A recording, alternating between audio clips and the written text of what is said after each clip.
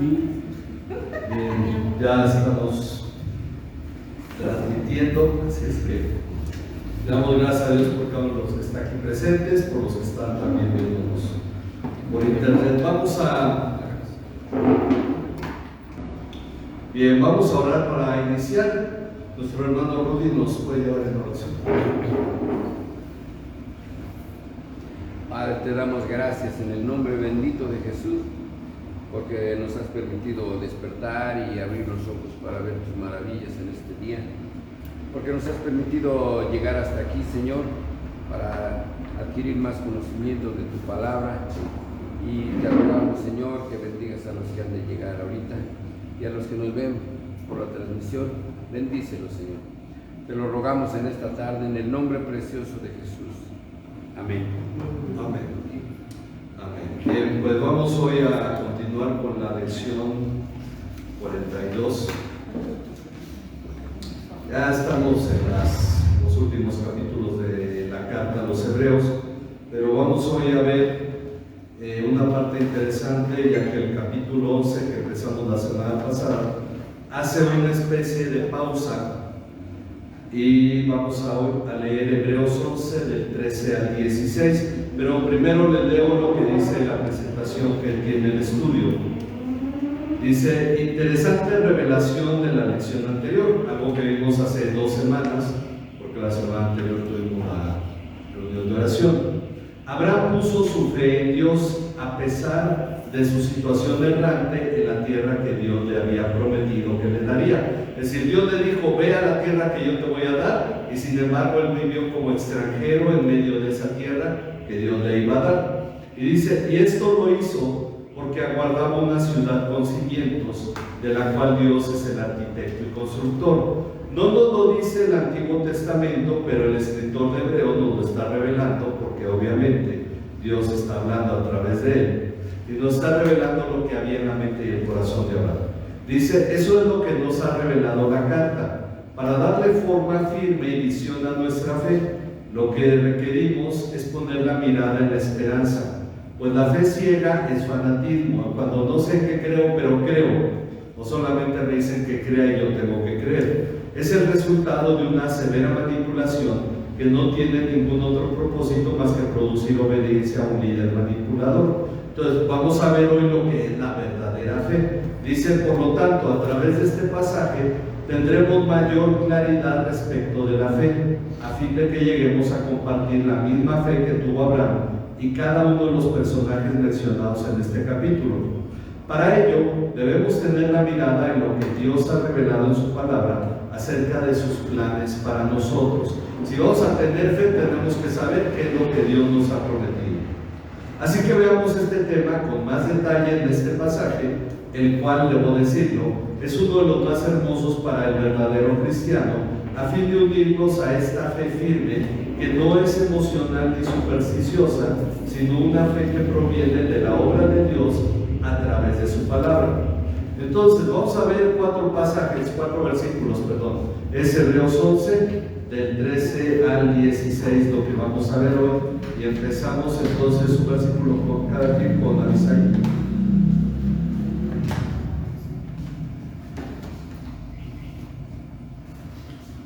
Todos estos murieron en fe sin haber recibido las promesas, pero habiéndolas visto desde lejos y aceptando con gusto, confesando que eran extranjeros y peregrinos sobre la tierra.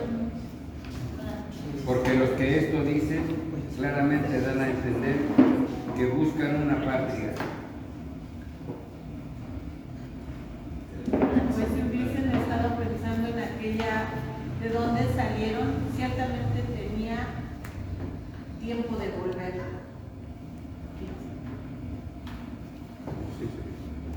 Pero anhelaban una mejor, esto es celestial, con lo cual Dios no se avergüenza de llamarse Dios de ellos, porque les ha preparado una ciudad. Ok, entonces, ahorita vamos a meditar en estos 4 versículos, qué es lo que ocurrió y qué es lo que Dios ha prometido. Ahorita traemos más hojas para quienes faltan de hoja. Pero dice: Interesante lo que nos lleva a reflexionar el versículo 13, refiriéndose a Abraham, Isaac y Jacob. Es de ellos de quienes está hablando cuando dice todos ellos, ¿ok? Todos estos son Abraham, Isaac y Jacob. Pues ellos murieron sin haber recibido las promesas. Ellos murieron sin haber recibido las promesas, fueron extranjeros en la tierra que se les había prometido.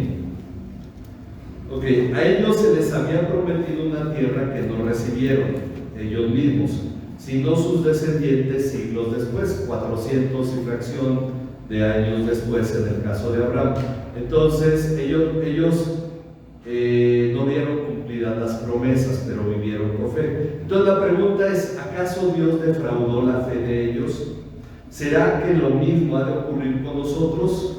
Consideremos que ellos tuvieron fe en la promesa que Dios le hizo, no en lo que ellos deseaban. Abraham no salió de Ur diciendo, Dios, dame una tierra, dame un lugar donde... No, él no salió de eso. Dios fue el que le dijo, sal de tu tierra, de tu parentela. Isaac jamás le dijo, Dios, dame este país, dame esta tierra. Él no estaba pidiendo eso. Jacob tampoco le pidió nada a Dios, sino que fue Dios y fue su iniciativa el que dijo, yo les voy a dar esta tierra. Entonces ellos no estaban basando su fe en lo que ellos le pedían a Dios, sino que dice ellos, no en lo que ellos deseaban o en algo que le hayan exigido a él. Bueno, tengamos claro que todo lo que Dios nos dice en su palabra siempre tiene un propósito importante, y el ejemplo de estos hombres no es la excepción. Ellos vivieron así para ser ejemplo para nosotros. Ellos tuvieron que vivir por fe, basados en las promesas de Dios, y aunque ellos no las recibieron, es para darnos un ejemplo a nosotros que vamos a ver ahorita. Ok, de eso se trata esta lección. Ahora, según el versículo 13, lejos de sentirse defraudados, ellos vieron las promesas de lejos. Ok, aquí varían un poquito las dos versiones que usamos principalmente. Ellos lo vieron de lejos, dice la Nueva Biblia de las Américas, y aceptaron esto con gusto. En la Reina Valera dice, y lo saludaron. Dijeron, bueno, yo sé que ahí está, Dios no me lo ha dado, pero yo sé que ahí está, y lo aceptaron con gusto. Pues ellos, esto ya está en el, bueno, tal vez el versículo 13, pues ellos confesaron que eran ¿qué? Extranjeros y peregrinos sobre la tierra. En otras palabras, ellos confesaron que estaban de paso. Estamos en Hebreos 11:13.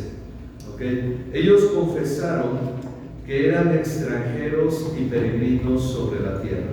Bueno, aquí tenemos el primer punto que debemos considerar respecto de la fe firme. Si vamos a vivir por fe en esta vida, aquí está el primer punto que tenemos que tomar en cuenta. Porque en realidad muchos cristianos de pronto dicen, bueno, es que mi fe se ha debilitado, estoy batallando con mi fe, de pronto creo y luego me desanimo. Bueno, aquí hay un primer punto que tenemos que tener claro. Dice, debemos reconocer que no pertenecemos a este mundo, sino que estamos de paso en esta tierra. Esa es una realidad y para todo ser humano. Digo, no necesariamente el cristiano, porque todos los chinos, hindús que vivieron hace milenios ya no están, pasaron también. Ahora, nosotros estamos de paso.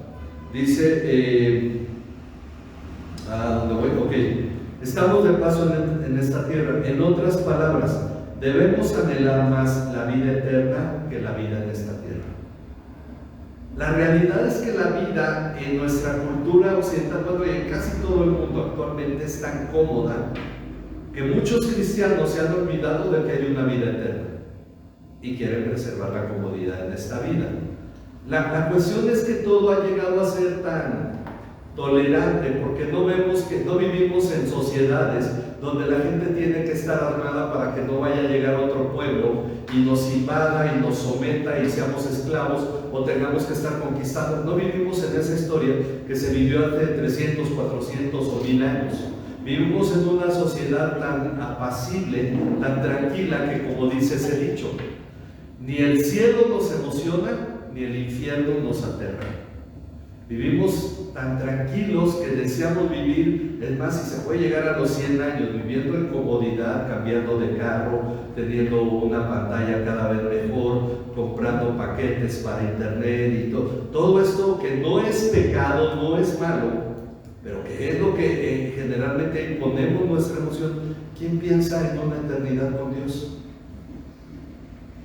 Comemos bien, tenemos al alcance cualquier tipo de comida de cualquier parte del mundo. Entonces nuestra sociedad es tan cómoda que quisiéramos quedarnos en ella tanto tiempo, a pesar de que tiene todos sus problemas. El asunto es que precisamente entendemos que Abraham, Isaac y Jacob tenían algo. Ellos sabían que iban de paso. Si Dios les entregaba la tierra de Canaán, ¿qué caso tenía si finalmente Abraham, bueno, vivió 175 años? Fue una larga vida. Y no recuerdo de Isaac cuánto fue ni de Jacob, pero consideramos que viviéramos todo ese tiempo. Finalmente un día se va a acabar nuestra vida.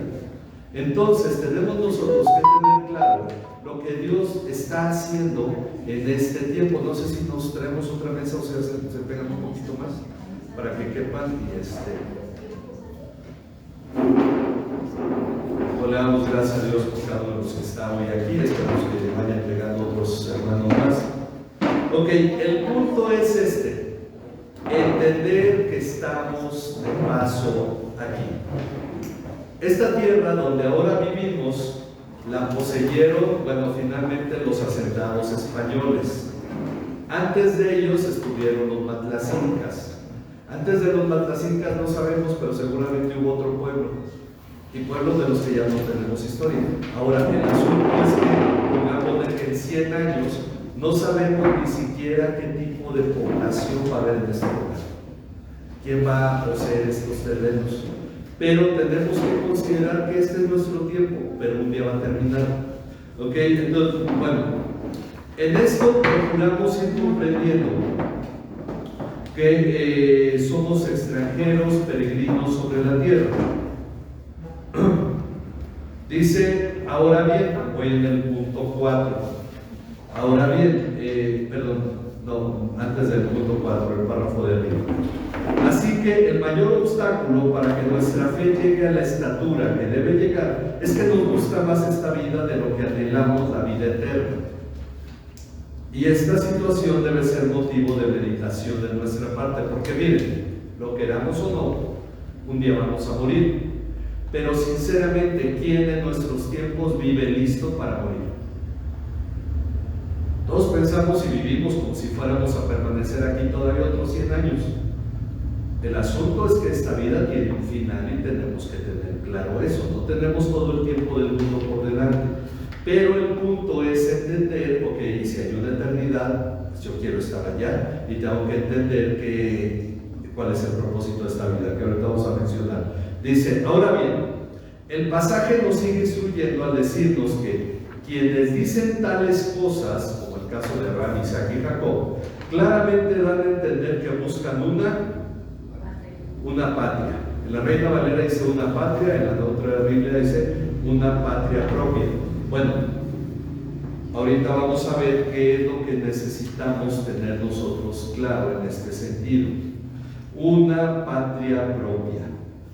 Uno dice, bueno, México es nuestra patria. Vamos a tomar un ejemplo. Se dice que hoy en día en Europa están peleando los ucranianos por su patria. Sin embargo, en realidad esta guerra surge para que se vendan más armas, porque hace mucho que no hay una guerra a gran escala y las industrias armamentísticas no han vendido tanto como desearían. Y además hay grandes productores que quieren tener territorios en Ucrania y toda esta guerra ha servido para esto. La gente finalmente está moviendo para apoyar empresas y agendas de multimillonarios. Ahora, si dijéramos, hay una guerra en México, uno dice, ¿para quién pelearíamos? ¿En realidad pelearíamos para la patria o estaremos peleando para intereses de grandes empresas?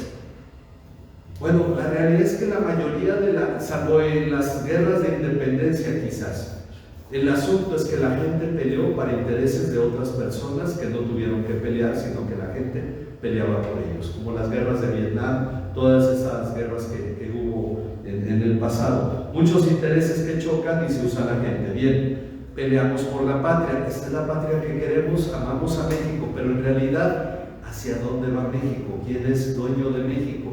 Porque muchas de las decisiones que se toman nos pueden excluir a nosotros. Entonces, el asunto es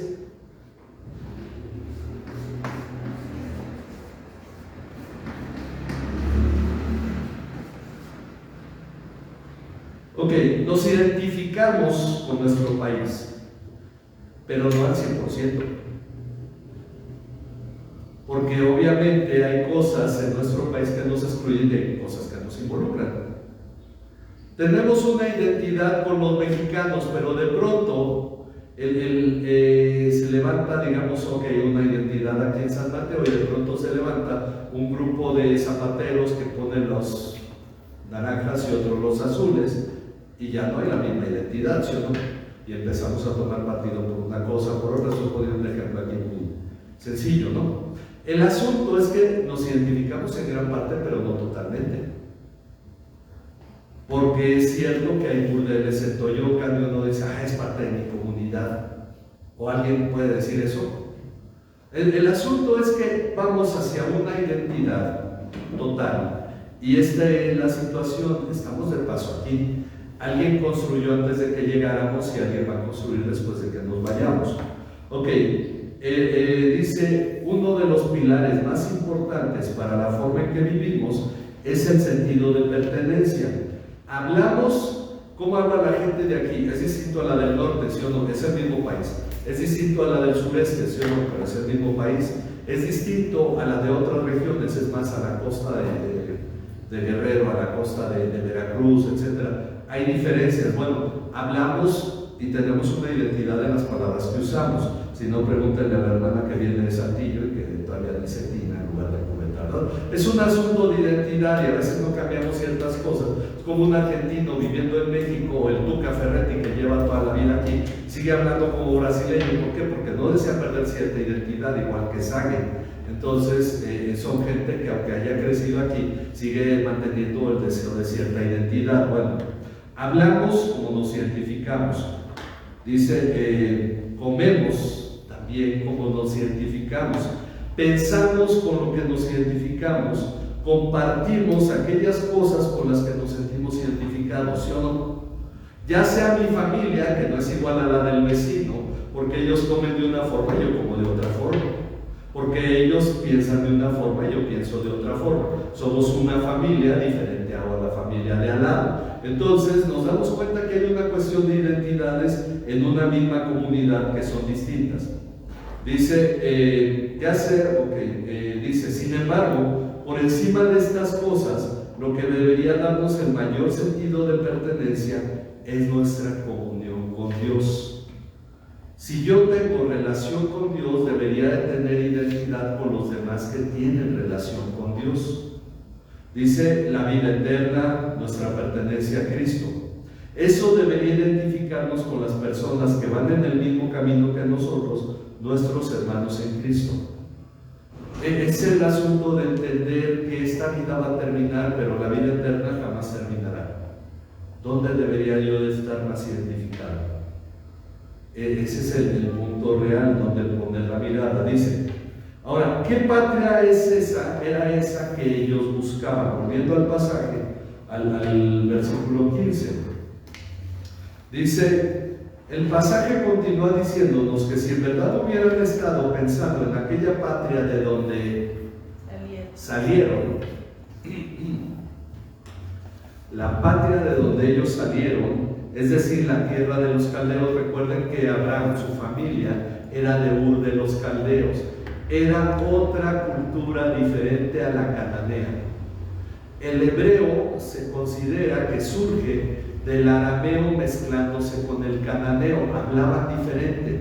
De ahí que la palabra hebreo significa el del otro lado, porque ellos venían del otro lado del río Éufrates. Una cultura diferente. Pero entonces dice, ellos estaban pensando en aquella patria de donde salieron, es decir, de la tierra de los caldeos.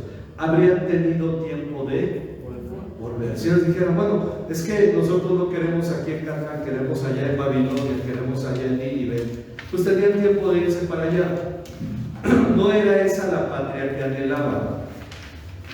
Ahora, según el versículo 16 dice, pero en realidad la patria que ellos anhelaban era una patria celestial. Ok, aunque dice primero una patria mejor, es decir, la celestial. Una patria mejor, una patria que no era de esta tierra.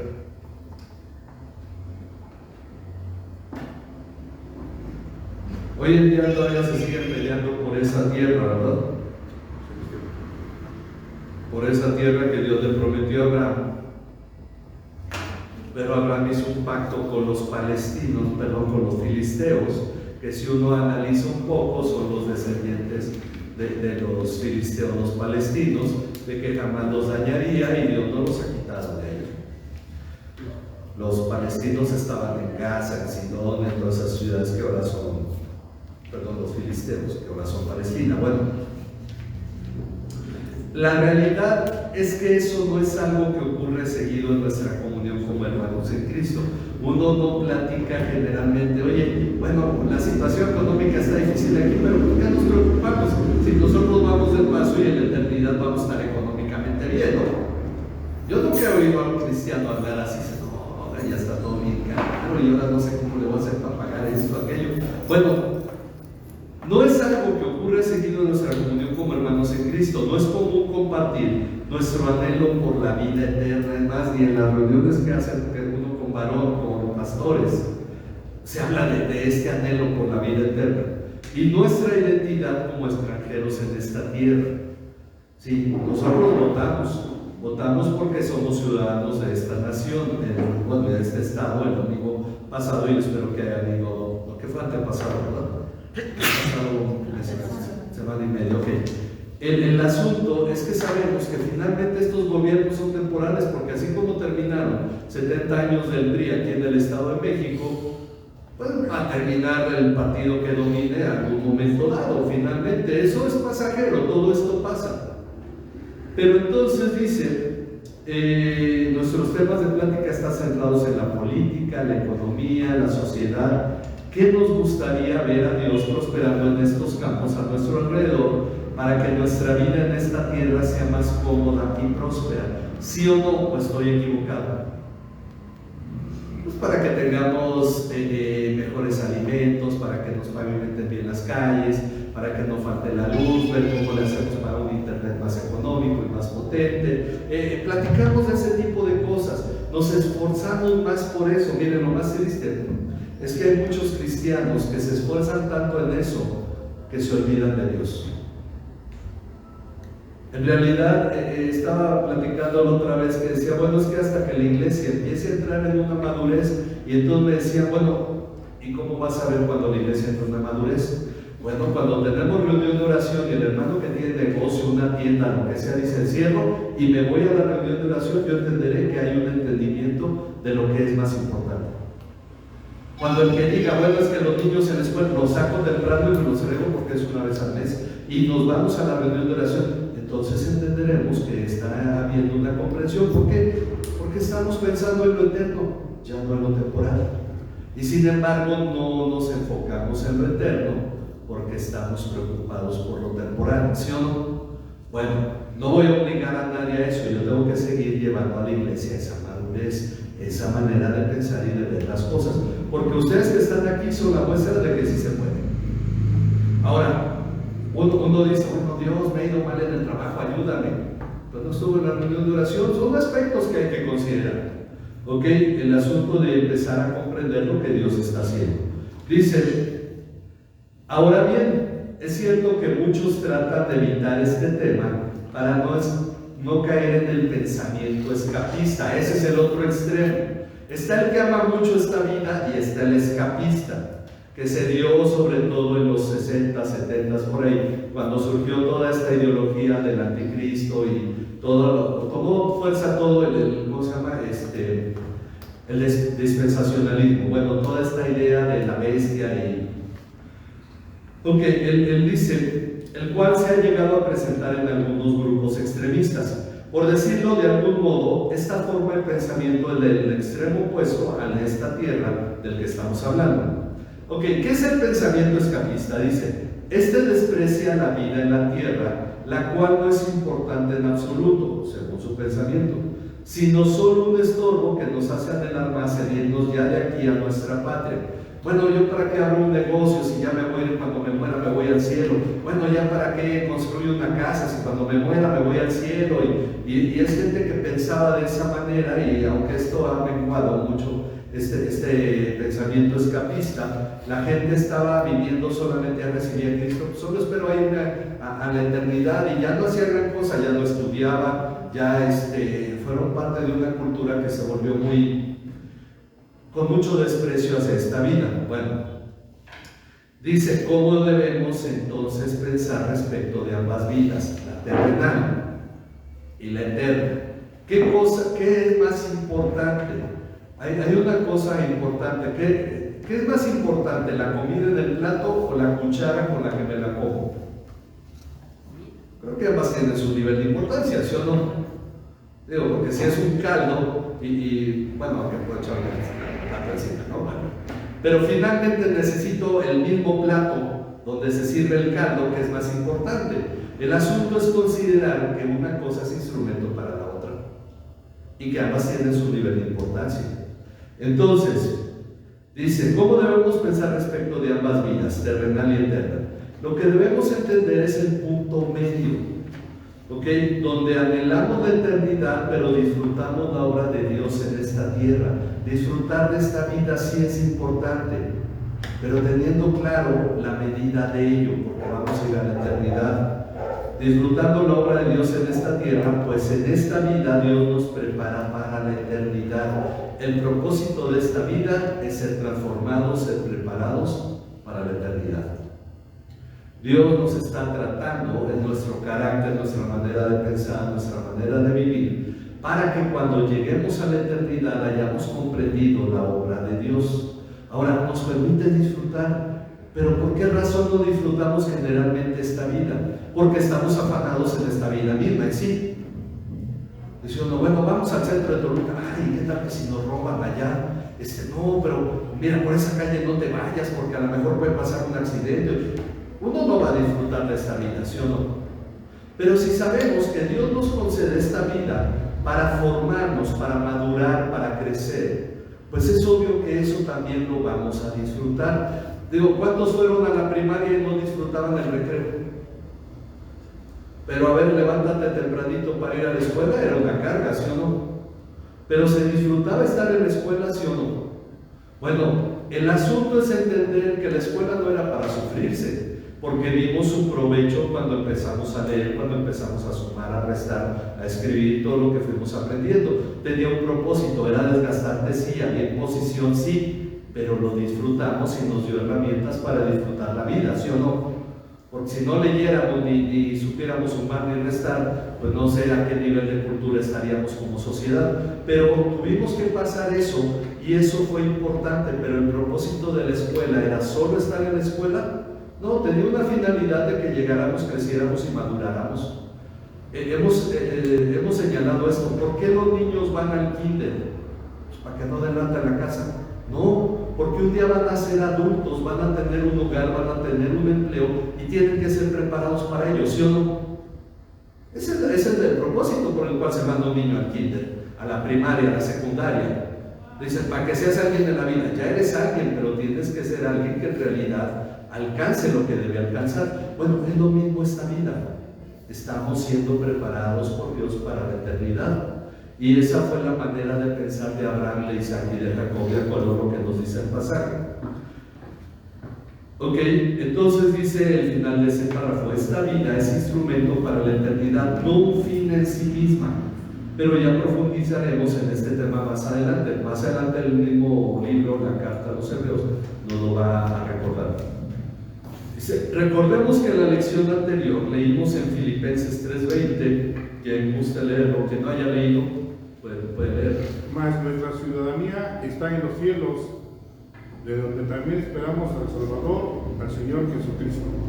¿Saben quién dijo esto?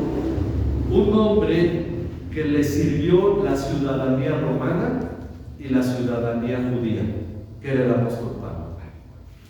Era fariseo porque era ciudadano hebreo. Pero cuando lo detuvieron en Filipo, él apeló al hecho de que era ciudadano romano. Él no rechazó su ciudadanía romana ni hebrea. Pero ¿qué dice? Nuestra ciudadanía, es más, es interesante porque lo dice en la carta a los filipenses, donde a él lo metieron a la cárcel y le dijeron, no está permitido meter a un ciudadano romano a la cárcel sin haberlo juzgado. Y le dieron azotes y no estaba permitido azotar a un ciudadano romano sin haberle dado un juicio.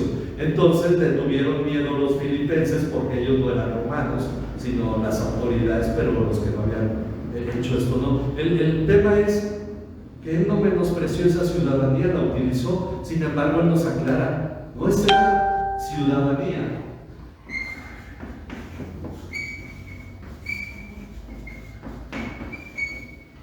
así como nuestra identidad como mexicanos, y más si este estudio lo diéramos en septiembre, es algo importante. Nuestra identidad como cristianos es algo mayor. Nuestra ciudadanía como mexicanos es importante. Nuestra ciudadanía en los cielos es algo mayor, porque es una pertenencia eterna. Así es que dice entonces Pablo que nuestra ciudadanía está en los cielos.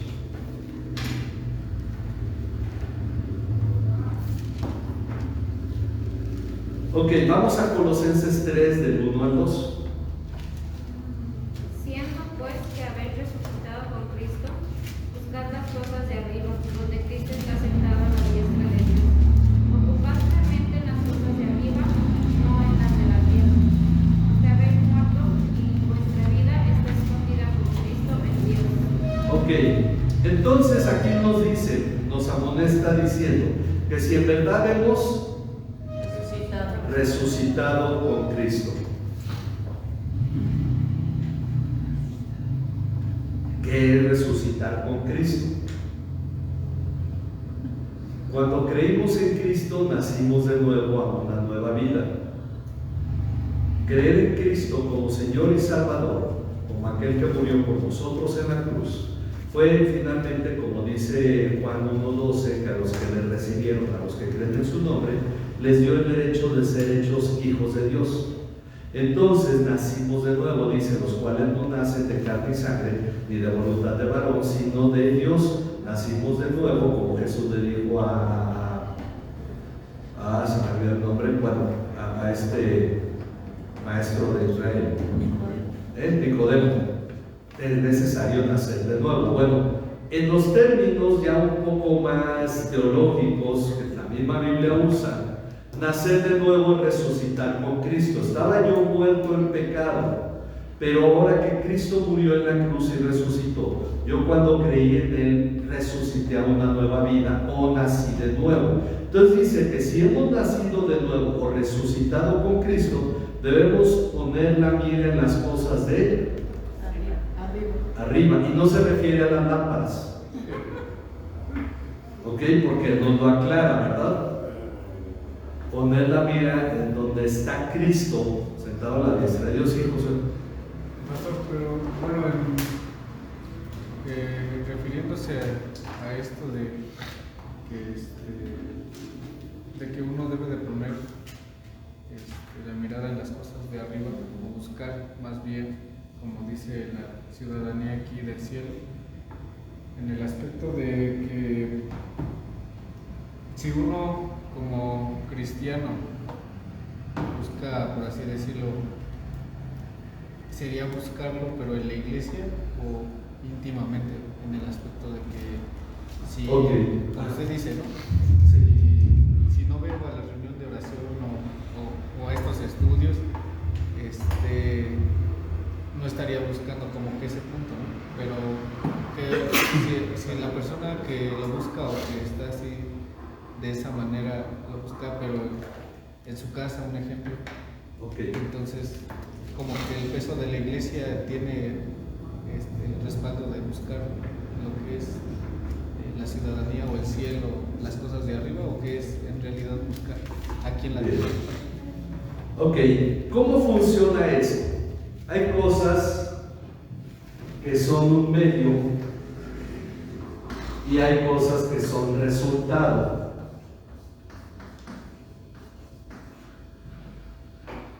Si yo hago ejercicio, como resultado, pues tengo un cuerpo atlético, ¿no? El medio es el ejercicio, el resultado del cuerpo atlético. Ok, si yo oro, el resultado es la comprensión de la voluntad de Dios.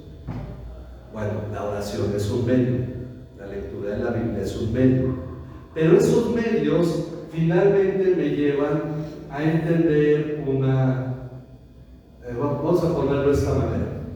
Voy a usar ejemplos muy sencillos. Tengo un conflicto, no preví algo y de pronto me surge un problema. Yo puedo hacerme dos preguntas. La más común es: ¿ahora quién tuvo la culpa? ¿O en qué me equivoqué? Sin embargo, si yo oro, leo la Biblia, estoy en comunión con Dios, mi pregunta, ¿cuál sería?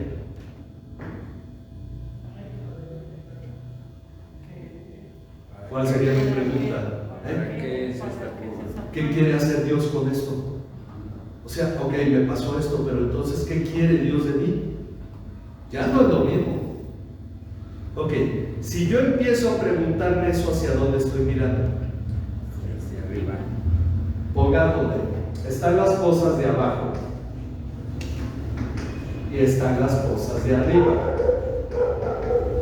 Abajo tengo mi problema, pero yo lo que estoy viendo es lo que está haciendo Dios en esto que ocurre abajo. Entonces, ¿qué es lo que eso me indica? Si yo en realidad pongo mi mira en las cosas de abajo, digo, bueno, pues ahora qué voy a hacer, porque ya fue otro error y ya me cansé de esta vida, porque a cada rato me pasa y siempre esto, aquello, y me empiezo porque solo estoy viendo aquí, no veo que Dios esté haciendo algo. Y hasta uno puede llegar a pensar, tanto que le pido a Dios que no me pase esto, y me volvió a pasar. Muchos cristianos les pasa eso. ¿Por qué? Porque están mirando en esta vida, están buscando y están mirando hacia su comodidad, hacia lo que les agrada, lo que les gusta, su ritmo de vida, que se acaba de romper y les trae incomodidad. El tema es que si yo pongo la mira en las cosas de arriba, mi pregunta es: ¿qué quiere hacer Dios? Bueno, pues voy a ponerme a orar. Y entonces yo estoy orando y digo, ¿qué es lo que yo necesito? Yo necesito mayor comunión con Dios. ¿Qué hay como resultado? Esa comunión que empieza con Dios. Y luego digo, bueno, ¿y de qué manera ora Dios? La cosa para mí es tan importante que Dios me transforme que yo no me dejo ir ni una reunión de oración. Esa es la cuestión. Por eso decimos que esta comunión con Dios es con los hermanos. Cuando hablamos de la iglesia el término es correcto, pero para que sea más claro para nosotros es con los hermanos.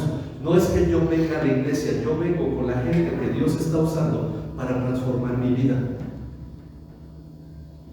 Porque en realidad es en esa comunión con los hermanos donde somos transformados. Somos edificados juntamente, dice la palabra en Efesios y lo dice varias veces, en el capítulo 12, en el capítulo 4. Así todos creceremos hasta llegar a la estatura del varón perfecto. Es el asunto de que yo voy entendiendo este punto en el que yo me voy moviendo, es a lo que nos referimos con la madurez.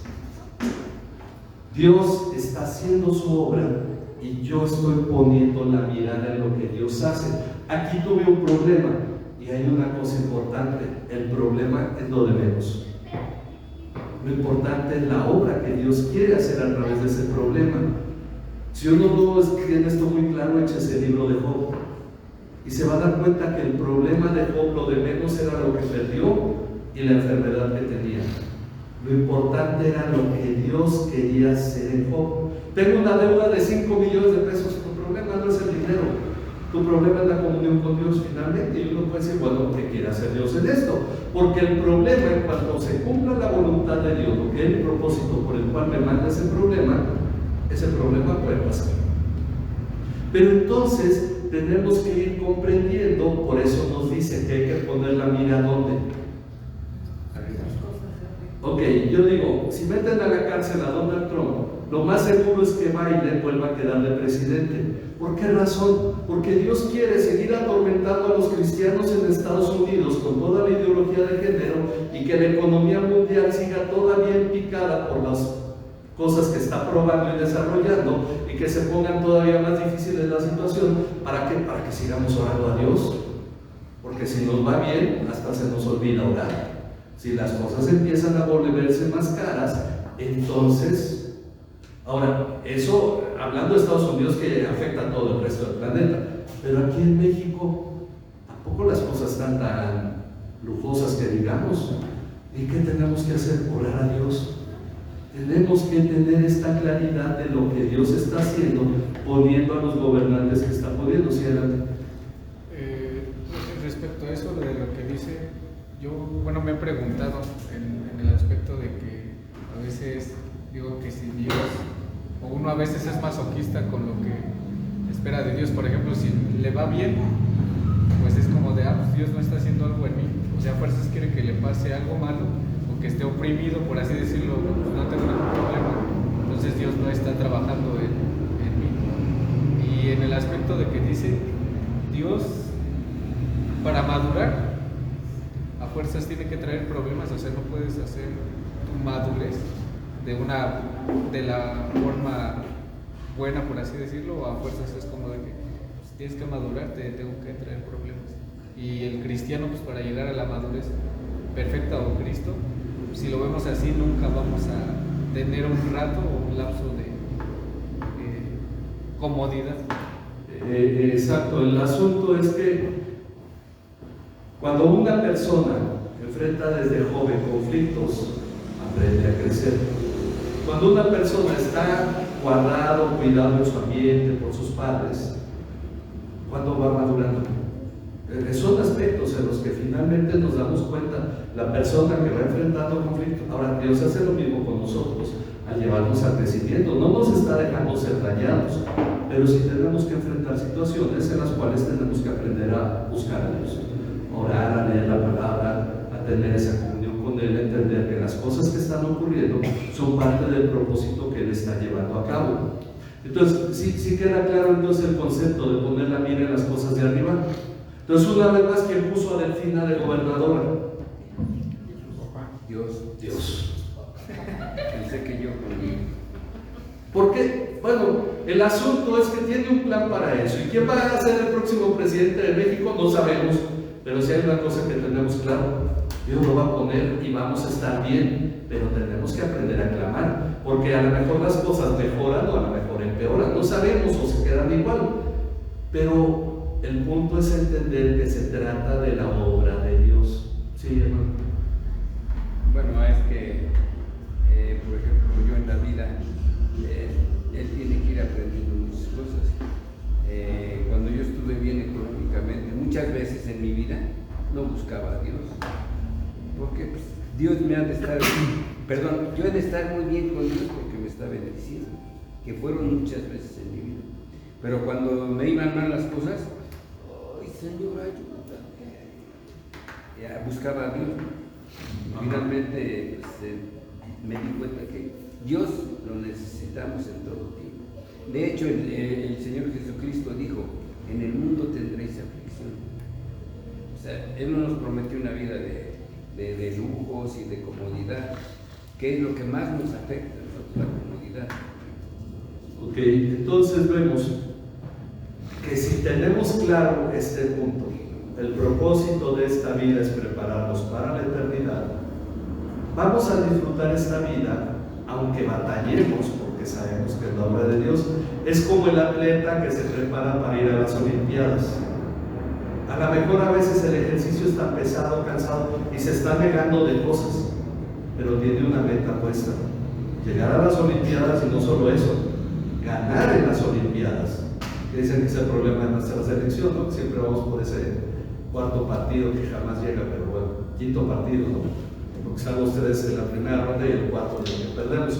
Pero es el hecho de saber que para eso te tienes que organizar y tienes que crecer.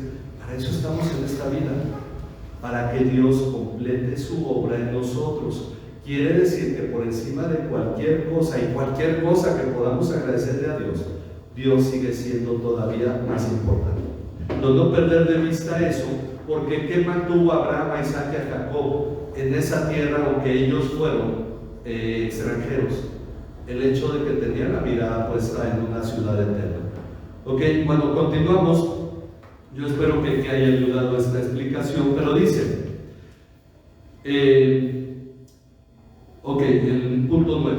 Ya hemos dicho que la fe debe tener un sustento real, pues no podemos esperar de Dios lo que Él no nos ha prometido. Así es que vamos a Juan 14 del 1 al 3. Con nuestro hermano Luis. Juan 14 del 1 al 3.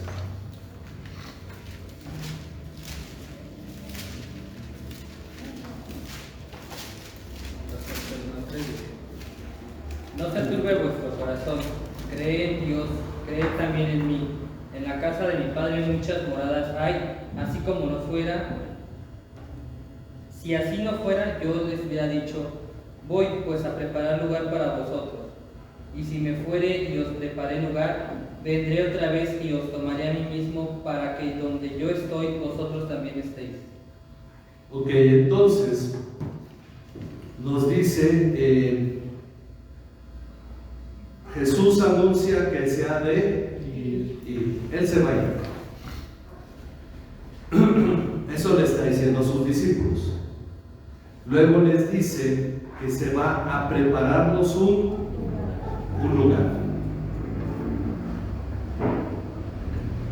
Qué interesante, porque en la eternidad no vamos a llegar a construir algo. Él va a prepararnos, Él se fue a prepararnos un lugar en la casa de su Padre. Y luego volverá ¿para qué? Para llevarnos con Él. Volverá para llevarnos con Él.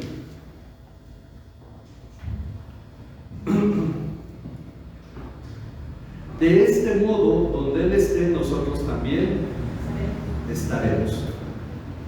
Ahora, ya no lo avisó. Es como el que dice, bueno, prepárate, báñate, arréglate, desayuna y yo ahorita que regrese paso por ti y nos vamos. ¿Qué debería estar haciendo la persona? Bañándose, arreglándose, desayunando, porque van a pasar por él o por ella y entonces tiene que estar listo. Bueno, es lo mismo que dice Jesús. Ok, prepárate porque voy a volver y te voy a llevar conmigo. Para eso es esta vida, prepararnos para cuando Jesús venga estemos listos para irnos con Él. Y te vas a encontrar, decía por ahí ese chico, te vas a encontrar a un hombre llamado Amós en la Biblia y te dices, oye, yo escribí un libro en la Biblia, ¿lo leíste? Uno llamado Abdías y dices, ay, nunca lo leí. Bueno, el asunto no es si te tomas con Amós, con Abdías, ¿no? Pero te vas ahí con Juan y platicas de Apocalipsis. Pero el punto es que para eso nos dejó Dios su palabra, para prepararnos para cuando Él venga. Ok, no solo es eso, sino que Jesús en el punto 10 dice en Lucas 18:8, vamos a leer Lucas 18:8. ¿A quién le toca a nuestra hermana? Les digo que pronto les hará justicia. No obstante, cuando el Hijo del Hombre venga, hallará fe en la tierra. Ok, él pregunta, ¿será que cuando vuelva hallará fe en la tierra? O sea, no que tengamos fe en el planeta, sino que va a encontrar gente que tenga fe en esta tierra.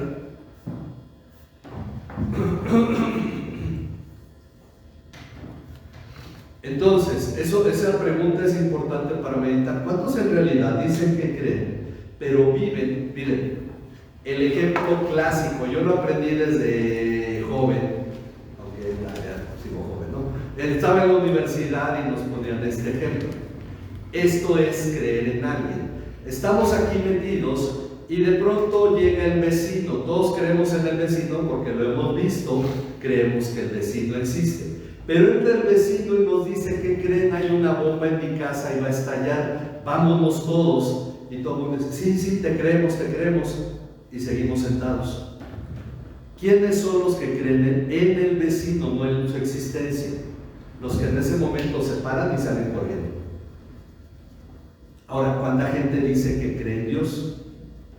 Bueno, ¿cómo se manifiesta esa fe en Dios? Creen en la existencia de Dios. pero no necesariamente creen en lo que Dios ha dicho. Ok, Jesús pregunta, cuando yo vuelva, ¿voy a hallar fe en la tierra? ¿Qué tipo de fe, qué nivel de fe tenemos? ¿Solamente fe en que se fue y va a volver? ¿O fe en que realmente nos va a llevar con Él y por eso debimos habernos preparado? Porque no solo nos salvó, nos está perfeccionando para que estemos con Él en la eternidad. De eso se trata esta vida. Ahora, no solo es eso. Dice, pero lo que hemos visto no es todo. De acuerdo al versículo 16, volvemos a Hebreos 11:16. ¿Cuál es la mayor promesa para aquel que está anhelando llegar a su verdadera patria? Bueno, lo que nos dice que debido a que ellos anhelaban una patria mejor, la celestial, cosa que ya hemos hablado, Dios no se avergüenza. Y esta palabra es interesante, lleva de diéresis, es una de las pocas palabras en nuestro idioma y por eso es bonita esta palabra, porque lleva diéresis. Dios no se avergüenza de ser llamado Dios de ellos. Yo la primera vez que leí este pasaje dije, caray, si un día yo digo, yo soy cristiano, y Cristo dice, mejor día. ¿Cuántas veces no sentirá vergüenza Dios de que decir, es que yo creo en Dios, y Dios en el cielo diga, mejor no? Bueno, ¿de quiénes no se avergüenza de ser llamados su Dios? Que ellos digan, yo soy de Dios, y Dios hasta se siente orgulloso. De aquellos que esperan esa patria celestial. Es lo que está diciendo. Dios no se avergüenza de ser llamado Dios de ellos. Porque en esta vida hay tanta gente que dice que cree en Cristo, que cree en Dios, pero no tiene ni la más mínima idea de lo que Dios y Cristo han prometido. Ahora, estamos a tiempo para forjar nosotros una vida y una fe de tal modo que Dios no se avergüence de nosotros. Porque creo que eso es difícil. Cuando un hijo está en un concurso y su padre y su madre van y lo ven y entonces falla, a lo mejor siente vergüenza o de sus padres, híjole, ya la regó mi hijo. Pero bueno, eso es algo muy elemental. Finalmente todos los niños y todos la regamos. Pero el asunto es, ¿y Dios avergonzándose de nosotros? Eso sí es otra cosa.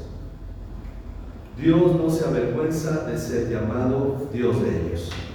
¿De quiénes? Dice, hagamos una pequeña reflexión a través de un pequeño ejercicio de lógica. Si Dios no se avergüenza de ser llamado Dios de los que anhelan la patria celestial, ¿cuál sería entonces la situación de aquellos que en lugar de anhelar esa patria celestial se aferran en su amor a esta vida? ¿Cuál sería, por lógica, que Dios se avergüenza de ellos? Entonces estamos llenando el trono de Dios de vergüenzas. Aunque, quiero llenar tu trono de adoración, Dios mío, y cantan ese tipo de cosas, ¿no? Pero tenemos que ir considerando lo que Dios mismo nos dice en su palabra, estar preparados para la eternidad. Dice, acompañemos esta meditación del concepto que ya hemos señalado sobre estar preparados, ser preparados para la eternidad. Es decir, yo tengo que vivir esta vida, disfrutar esta vida como alguien que un día se va a ir. Ahorita que está el calorón, ¿a cuánto les gusta? Bueno, hay una cosa, hoy mi hermana puso, ya vive en Ciudad Valles, dicen que los que no quepan en el infierno los van a mandar para allá, ¿no? Y puso un meme que decía, se incendia camión en Ciudad Valles, pero los ocupantes del camión no se quieren salir porque dicen que afuera hace más calor. El asunto es que uno va al calorcito de la playa, pero quédate a vivir ahí. Ahí sí, ya me tocó estudiar la primaria, la secundaria en el calorón de Tampico, y el asunto es que no es lo mismo el calor seco que el calor húmedo, porque estás en el salón y estás sude y sales todo empapado, y estás con todo el mundo ahí todo apestado el salón a sudor, ¿no? Pero es vivir en un clima así. Pero cuando uno va a la playa, uno lo disfruta. Ok, debes de disfrutar esta vida como quien está de vacaciones, porque un día vas a hacer las maletas y te vas a ir a tu patria eterna. Ese es el sentido de esta vida. disfrutarlo como alguien que va de paso en esta vida. Porque un día no vamos a estar aquí. Así es que dice, así que como hemos mencionado varias veces, la fe debe tener un sustento real. Quienes anhelan esa patria celestial, porque ya vimos la promesa de Jesús, va a venir y nos va a llevar. Hablamos de una patria celestial y entonces uno dice, bueno, ¿y dónde nos ha prometido Dios esa patria? Ok, dice, así que como hemos mencionado varias veces, la fe debe tener un sustento real. Quienes anhelan esta patria celestial deben estar seguros de que, además de que Dios no se avergüenza de que lo llamen su Dios, también les ha, ¿qué ha hecho Dios? Preparado una ciudad.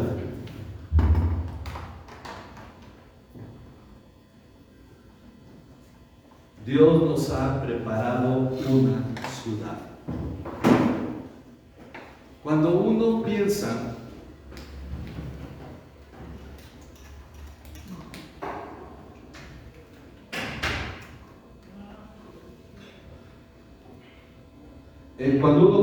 en todo el sentido de la gracia, uno considera, bueno, cuando Dios nos llamó, ¿cómo estábamos? Muertos en pecado. Ok, Jesús vino, murió en la cruz para pagar por nuestros pecados. Dios nos dio el perdón, pero no solo nos dio el perdón, nos dio una nueva vida, transformándonos para que pudiéramos vivir esa nueva vida y no volver al pasado del pecado. Ok, para poder vivir esa vida nos dio su Espíritu, para que actuara en nosotros y fuéramos transformados. Para que también creciéramos en esa nueva vida nos dio su palabra, para que le conociéramos y aprendiéramos a pensar como Él piensa. Nos dio, de acuerdo a lo que Pablo le dice a los Corintios, nos dio la mente de Cristo. Pero no solo nos dio eso, nos ha dado un lugar, bueno, nos ha hecho sus hijos y nos ha hecho herederos de las promesas que Él ha dado desde Abraham y que las dio también en Jesucristo, de una vida en la eternidad. Pero vas a llegar a la eternidad no como el que va a estar en el cuarto del aseo, nada más para que le digan qué hacer. Muchos diríamos, bueno, con eso seríamos infinitamente felices, estar en el cielo, aunque fuéramos los sirvientes. No, nos ha preparado un lugar a nosotros. Nos ha preparado una ciudad. Es decir, cada vez el sentido de la gracia va creciendo, creciendo, creciendo, algo cada vez mayor. Entonces la pregunta sería, ¿cómo deberíamos vivir entonces? ¿No debería haber una diferencia en nosotros con respecto a las personas que aún no han conocido a Cristo como Salvador? Porque no solo eso, nos ha dado esa esperanza. Dice, este tema no puede ser tomado a la ligera simplemente esperando que cuando muramos a esta vida y vayamos a la eternidad, entremos a la ciudad celestial y ya, ay, qué bueno, Dios preparó un lugar, ya me voy para allá. Es responsabilidad nuestra entender lo que Dios mismo nos revela en su palabra sobre esta ciudad, la ciudad que tiene cimientos, cuyo arquitecto y constructor es Dios. Ok, esto ya lo leímos, estas características de esta ciudad. Vamos a ver tres pasajes. Uno es Gálatas 4, 22 al 26. Porque está escrito que Abraham tuvo dos hijos, uno de la sierva y otro de la libre. Pero el hijo de la sierva nació según la carne, y el hijo de la libre por medio de la promesa. Esto contiene una alegoría, pues estas mujeres son dos pactos. Uno procede del monte Sinaí, que engendra hijos para ser esclavos. Hasta el 26. Hasta el 20. Este es Agar. Ahora bien, Agar es el monte Sinaí, en Arabia, y corresponde a Jerusalén actual, porque ella está en esclavitud por sus hijos. Pero la Jerusalén de arriba es libre. Esta es nuestra madre. Ok. El pasaje habla de una alegoría. Abraham, recordemos que tenía una esposa llamada Sara, que no podía tener hijos, aunque Dios le había prometido un hijo. Sara se desespera y le dice a Abraham, toma a mi sierva Agar y ten un hijo con ella como si fuera mío. Entonces Agar tiene a un hijo llamado Ismael, que es el padre de todos los árabes. Después Dios le cumple la promesa a Sara y ella tiene un hijo, a Isaac. Entonces son dos hombres, dos ciudades finalmente. El asunto es que aquí el pasaje está señalando que son dos pactos, Agar y Sara. Agar representa el antiguo pacto, el Antiguo Testamento, que es el monte Sinaí que está en Arabia, ahí están los árabes, y no en la península de Sinaí porque eso es Egipto. Y está demostrado que el monte Sinaí está en Arabia. Bueno, pero este corresponde a la Jerusalén actual. Es a donde están las cosas, pero ardiendo, porque los israelíes, que no es lo mismo israelitas, nos referimos a ellos del Antiguo Testamento, y los actuales ciudadanos de Israel son israelíes, están derribando casas palestinas para hacer fraccionamientos o casas para israelíes. Y la situación está tan dura que, aunque se había prometido respetar a la ciudad, ya hasta hay un video donde están todos los judíos dentro de una mezquita sagrada para los musulmanes haciendo un culto judío, y la cosa está ahí ardiendo. Pero dice que este pasaje habla sobre dos ciudades, Jerusalén, una representada en Agar, así como se oye, Agar, que fue la sierva de Abraham y que ella era esclava. Ok, Agar está en esclavitud y corresponde a la Jerusalén actual. Esa por la que los mesiánicos les gusta mucho orar. Pero hay otra Jerusalén. Lo que nos dice es que la otra es la Jerusalén de arriba. Esta está representada en Sara, la Jerusalén de arriba, que es libre. Y esa es a la que pertenecemos. Cuando dice esa es nuestra madre, se refiere a Sara como nuestra madre, porque si Abraham, esposo de Sara, es padre de todos los que tienen la misma fe que él, bueno, Sara en ese sentido es nuestra madre.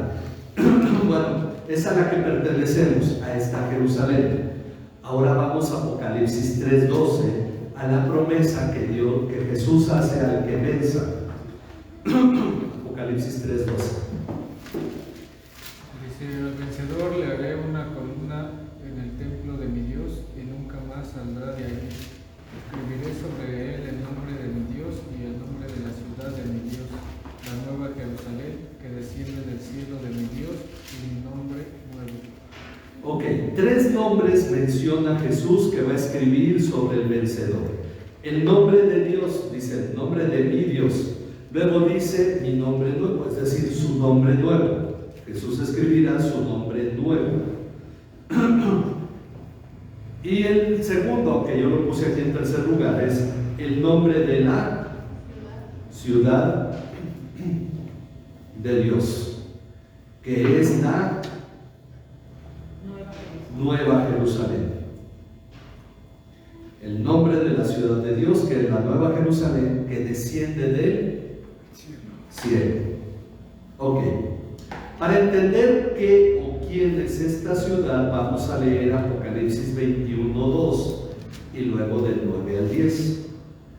Apocalipsis 21:2. Y vi la ciudad santa, la nueva Jerusalén, que descendía del cielo de Dios, preparada como una novia ataviada para su esposo. Ok, ahora del 9 al 10.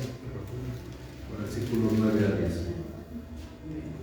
Vino uno de los 7 ángeles que tenían las 7 copas llenas de las últimas 7 plagas, y habló conmigo diciendo: ven, te mostraré la novia, la esposa del Cordero.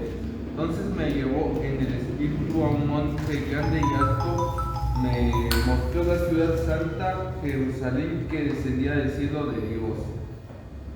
Ok, entonces, para entender quién o qué es esta ciudad, en estos pasajes leemos que la Nueva Jerusalén, que desciende del cielo, está ataviada como una novia. Ahora no es, caray, a ver cómo me imagino una ciudad como novia. Bueno, tenemos que entender el sentido alegórico, no es, se me olvidó el tema. se me olvidó la palabra ahorita, representativo, digamos, de todas las figuras, todo lo figurativo de lo que habla Apocalipsis. Dice que la nueva Jerusalén desciende del cielo, está ataviada como una novia para su esposo. Es decir, que esta ciudad es ¿quién? ¿Quién es la novia del Cordero? La iglesia. Eso es lo que debemos entender. Esta ciudad es la iglesia misma y es la ciudad a la que pertenecemos, la ciudad que Dios nos ha preparado. Así es que nuestra comunión e identidad con la iglesia debe crecer a través de la comprensión de este pasaje. Todos aquellos que han creído en Cristo como Salvador son los que pertenecen a esta Jerusalén celestial que está conformada por los creyentes. Es decir, hemos estudiado ya en el curso 1 que somos el pueblo de Dios, que somos la iglesia. La iglesia está conformada por personas, pero el templo de Dios también está conformado por los creyentes. La casa de Dios está conformada por los creyentes. Bueno, ahora podemos agregar esto: la ciudad de Dios, la nueva Jerusalén, está conformada por los creyentes. Así es que si nosotros vamos viendo las cosas desde esta manera, nos damos cuenta que Dios ya ha preparado este lugar para nosotros, pero estamos siendo formados en Él. Ahora, cuando hablamos de ser formados para la eternidad, no es solamente que mi carácter cambie ni mi manera de pensar, sino de que cambie mi relación con los demás creyentes en Cristo, porque hay una verdad que es innegable: vamos a pasar la eternidad con ellos. Así es que tenemos que tener claro esto. Esa es la ciudad que Dios nos está preparando. ¿Ok? No sé si hay alguna otra pregunta. El tema no termina aquí, vamos a seguir viendo sobre este tema, pero yo confío que esto ha ayudado para ir teniendo claridad en este tiempo sobre lo que la palabra del pasaje nos está enseñando, y confío que esto sobre todo ayude en la forma en que veamos la vida aquí en la tierra y empecemos a vivirla de acuerdo a esa misión. Dios nos está preparando para la eternidad. Así es que vamos a orar, vamos a darle gracias a Dios. Mi hermano Enrique me comentaba que nuestra hermana Graciela, gracias a Dios por el tratamiento que le han dado, ya está mucho mejor, y bueno, le agradecemos a Dios por su salud. Sigamos orando por ella, también por Valeria, porque tiene que arreglar algunas cosas de sus análisis para que pueda tener la consulta que necesita, y luego seguir orando también por ella y por cada uno de nuestros hermanos, hermanas que han estado delicados de salud. Y bien, pues vamos a ponernos en las manos de nuestro Dios. Le damos gracias a Dios que ya Carmelo, nuestro hermano Carmelo, estuvo el domingo y pues lo vimos mucho mejor de salud también, gracias a Dios. Y nuestro hermano Enrique agradece que han estado orando por su esposa, entonces, y también nuestra hermana agradece que han estado orando por ella. Vamos a orar. Padre, gracias Señor por el cuidado que tú tienes de nosotros como pueblo tuyo, por la obra que realizas en nuestras vidas, Señor, en este tiempo, porque aunque aún no hay cosas que no comprendemos completamente, Señor, tú vas aclarando nuestra mente y nuestro corazón para que vayamos aprendiendo esta dependencia que necesitamos tener de ti, para que vayamos comprendiendo la gran importancia, Señor, de forjar nuestras vidas a la luz de tu palabra, Señor, de ser transformados conforme a la imagen de tu Hijo Jesucristo, para que tú cumplas, Señor, verdaderamente tu propósito en nosotros, Señor, para que tu palabra alumbre nuestra mente en este camino, en esta vida, Señor, y cada decisión que tomemos, la tomemos con la claridad de lo que tu palabra nos ha mostrado, Señor, y cómo esto cada vez debe acercarnos más a ti, Señor.